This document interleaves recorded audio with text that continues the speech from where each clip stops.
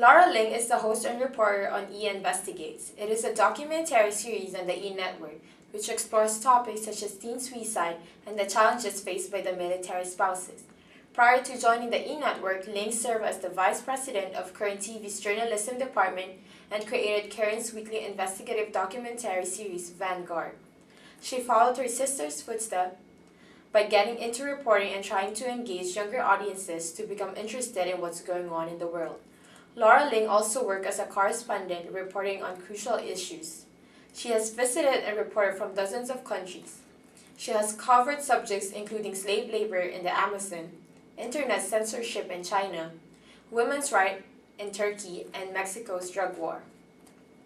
In March 2009, while reporting on the trafficking of North Korean women, Ling was detained by North Korean soldiers along the Chinese-North Korean border. She and her colleague Yuna Lee were arrested and held captive in North Korea for 140 days before being granted a special pardon and returning to the United States.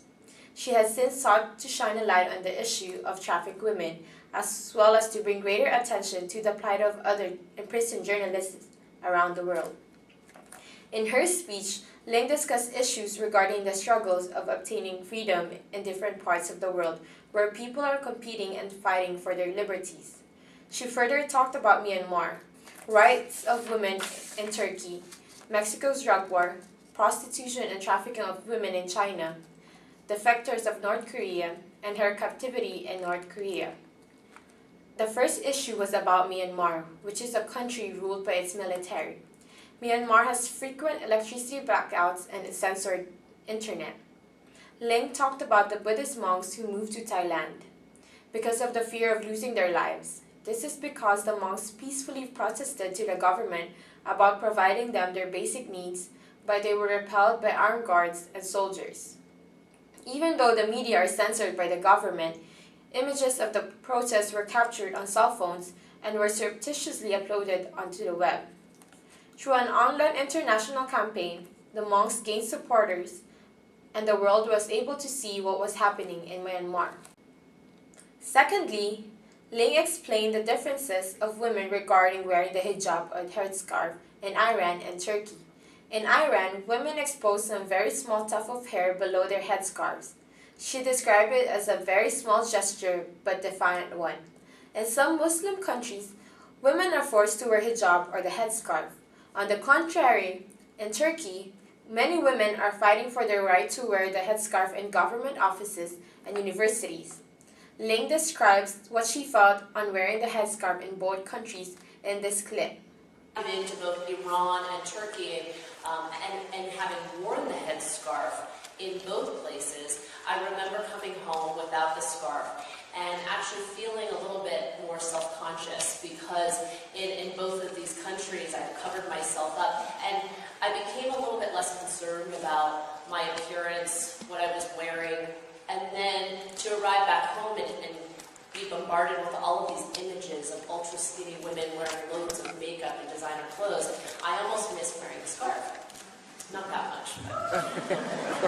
But my point is that requiring women to cover their bodies is no doubt oppressive. I wonder if we in the West may sometimes be too quick to judge.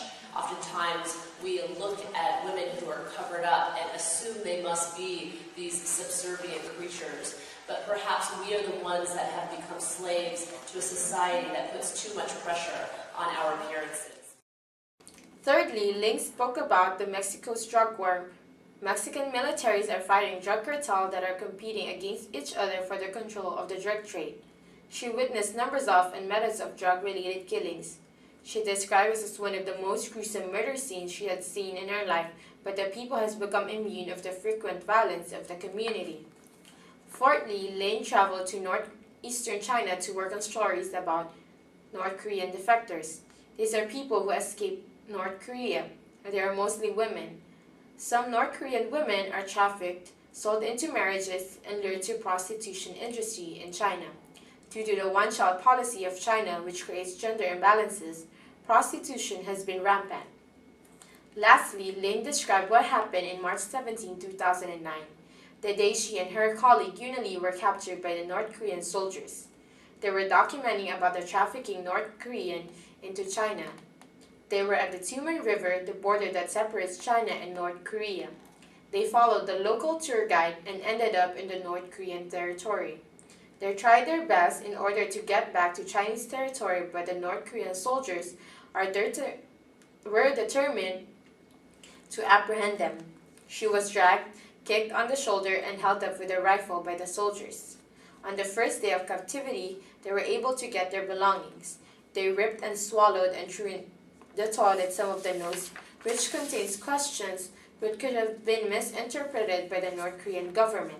They deleted the pictures of the digital and ripped the ribbons of the videotape. The soldiers handcuffed, blindfolded, and brought them in jail. After that, they were transferred and separated in Pyongyang, the capital of North Korea. The interrogation began. She was constantly asked for the names of the people she interviewed, but she never gave them. Ling was able to receive letters from her families. Lisa Ling, Laura's sister, wrote letters strategically hoping the North Korean government will have sympathy and soon release her sister.